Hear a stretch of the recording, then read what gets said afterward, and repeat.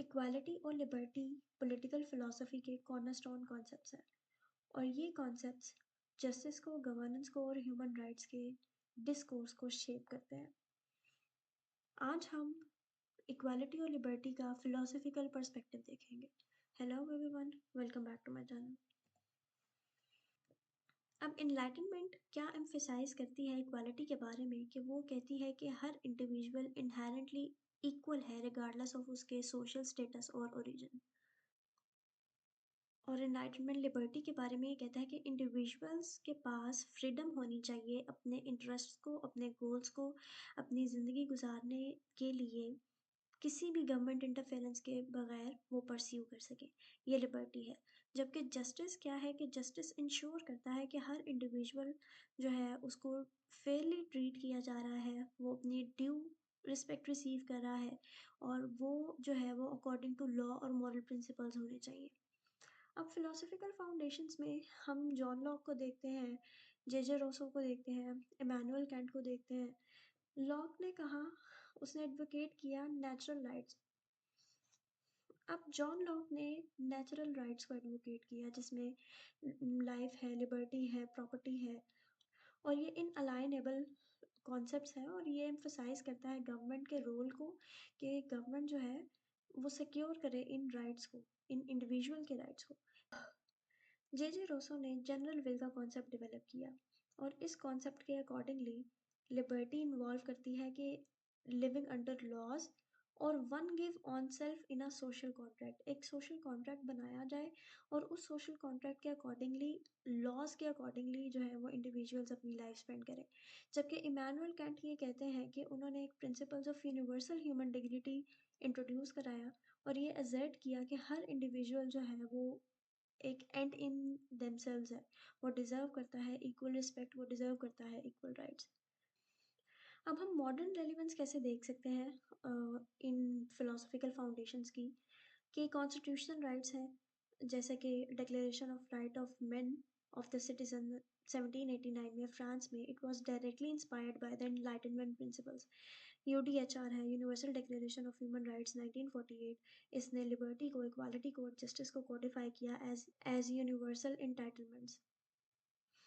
इसके अलावा anti discrimination laws होते हैं जैसे कि इक्वालिटी एक्ट है 2010 में यूके के अंदर, जो कि गारंटी करता है protection against discrimination across multiple domains.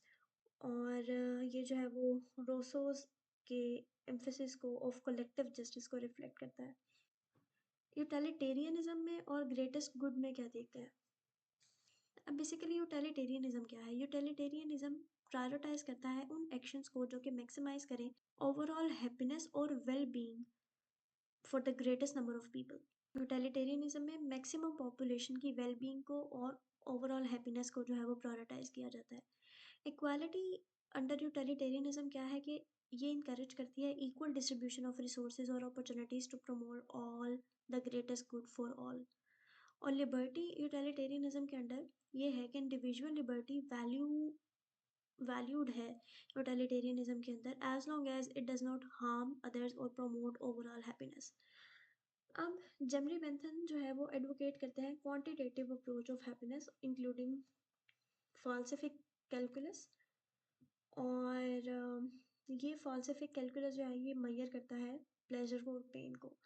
John Stuart Mill ने रिफाइन किया टोटलिटेरियनिज्म को और एम्फसाइज किया क्वांटिटेटिव डिस्टिंक्शंस इन हैप्पीनेस और the importance of individual liberty as a means to social progress. अब मॉडर्न रेलिवेंस में हम क्या देखते हैं? पब्लिक हेल्थ पॉलिसीज़ है, जैसे कि अगर हम कोविड-19 वैक्सीनेशन मैंडेट्स देखें तो ये एक ग्रेटेस्ट नंबर ऑफ पीपल के लिए ओवरऑल वेल बीइंग प्रमोट किया।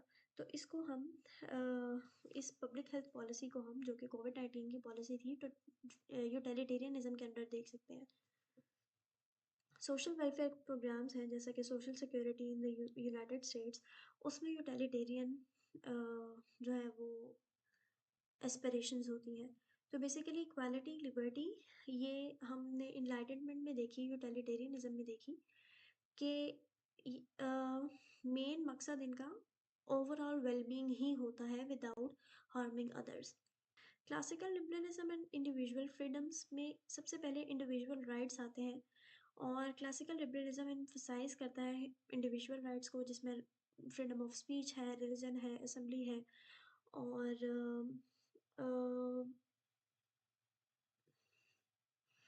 लिमिटेड गवर्नमेंट को ये एडवोकेट करता है कि ये लिमिटेड गवर्नमेंट जो है वो इंडिविजुअल लिबर्टीज़ को प्रोटेक्ट करती है और मिनिमाइज़ करती है पर्सनल अफेयर्स में गवर्नमेंट का इंटरफेरेंस।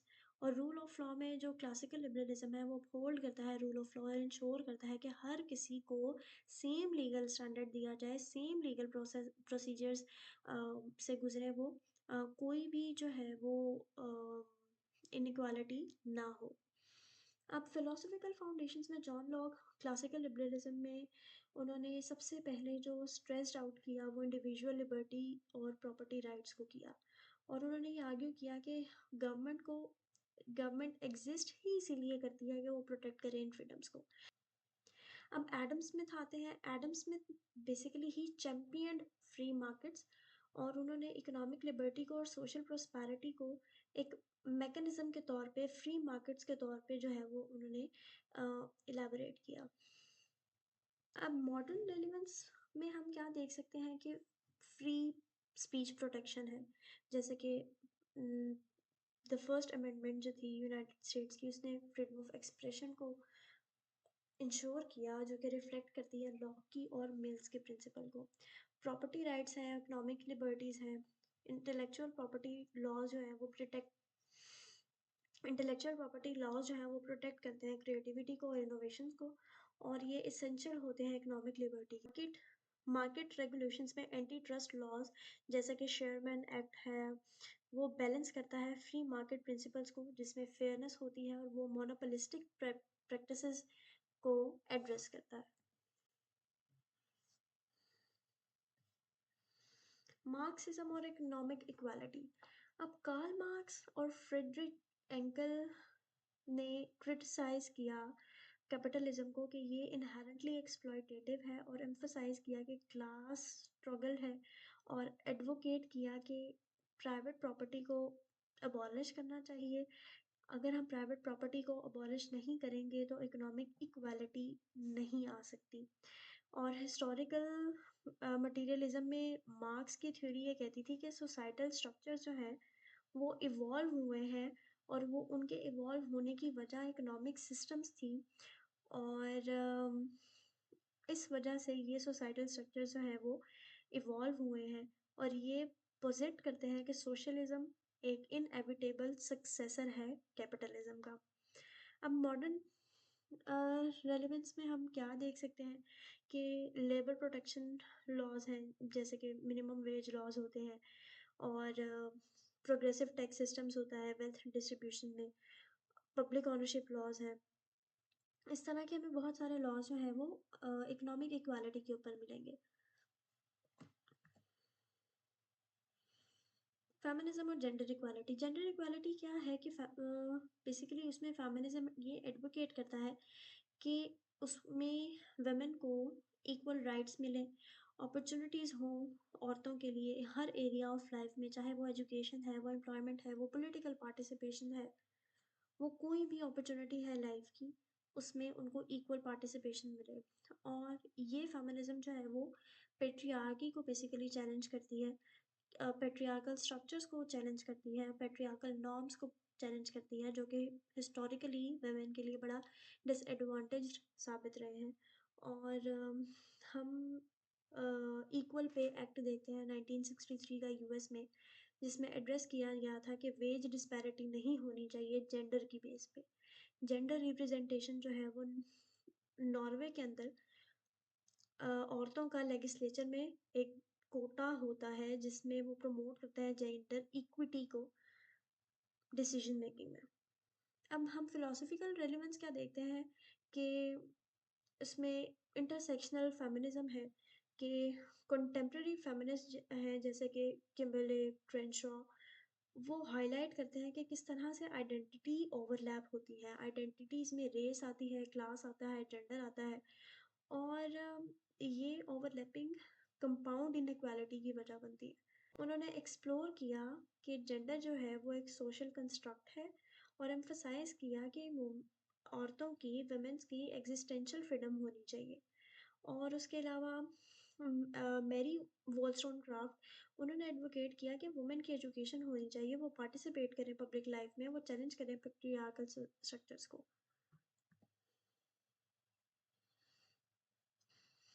अब हम रॉल्स थ्योरी ऑफ जस्टिस देखते हैं, जिसकी ओरिजिनल पोजीशन में वो ये है कि इंडिविजुअल्स उनकी अपनी ओरिजिनल पोजीशन में they are behind in the veil of ignorance, और वो अनअवेयर है अपने सोशल स्टेटस से, अपने टैलेंट से, अपने बिलीफ से।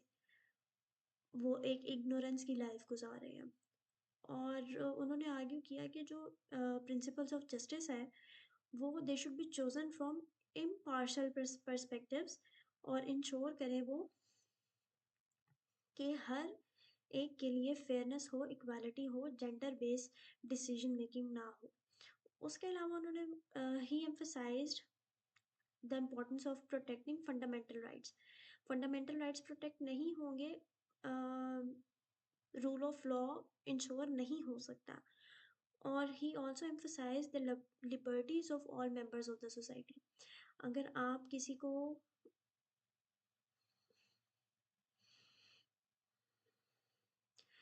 अगर आप किसी को उसकी कास्ट की वजह से जो है वो फेयरनेस के साथ, इक्वालिटी के साथ ट्रीट नहीं कर रहे, तो सोसाइटी के अंदर एक अनबैलेंस क्रिएट होता है। उसकी बड़ी सारी रीजंस हो सकती हैं, इकोनॉमिक हो सकती है, सोशल हो सकती है, रिलीजियस हो सकती है, एथनिसिटी हो सकती है। तो वो फिर एक प्रेजुडाइज का बायस बनता है, और उस प्रेजुडाइज की वजह से एट टाइम्स जो है वो वॉर्स तक बात चली जाती है। सोशल और इकोनॉमिक इनइक्वालिटीज परमिसिबल है सिर्फ तब अगर वो बेनिफिट करें लीस्ट एडवांटेज्ड डिफरेंट प्रिंसिपल्स को। और उसकी फिलोसफिकल रेलिवेंस हम, या बेसिकली मॉडर्न रेलिवेंस लॉज में कैसे देख सकते हैं कि एफर्मेटिव एक्शंस होते हैं, पॉलिसीज बनाई जाती हैं जो कि फेयर एक्सेस देती हैं एजुकेशन को, एम्प्लॉयमेंट को, और वेलफेयर सिस्टम है जैसे कि एनएचएस है यूके में, ये एम्बॉडी करता है रॉ के जस्टिस प्रिंसिपल्स को, by prioritizing least advantage. Reconciling equality and liberty में सबसे पहले हम बैलेंसिंग एक्ट को देखते हैं कि balancing individual freedom with pursue of equality, ये एक बहुत कॉम्प्लेक्स चैलेंज है और ये ऑनगोइंग चैलेंज। अगर आप इकोनॉमिक लिबर्टी को और सिविल इक्वालिटी को बैलेंसिंग एक्ट के थ्रू एड्रेस नहीं करेंगे तो प्रेजुडिसेस होंगे सोसाइटी के अंदर, सोशल इनजस्टिस होगा। अब सोशल जस्टिस में बहुत सारे ये आर्ग्यू करते हैं कि इक्वालिटी को प्रमोट करें, और ये प्रमोशन एसेंशियल है कि सोशल जस्टिस को अचीव किया जा सके, एक जस्ट सोसाइटी बनाई जा सके। इंडिविजुअल ऑटोनॉमी में जो है वो प्रिजर्व किया जाता है इंडिविजुअल ऑटोनॉमी को, और प्रोटेक्ट किया जाता है इंडिविजुअल लिबर्टीज़ को। अब मॉडर्न रेलिवेंस लॉज में क्या है कि हेट स्पीच लॉज है, रीडिस्ट्रीब्यूटिव पॉलिसीज़ हैं, जैसे कि universal basic income UBI, it basically aims to balance economic equality with personal autonomy.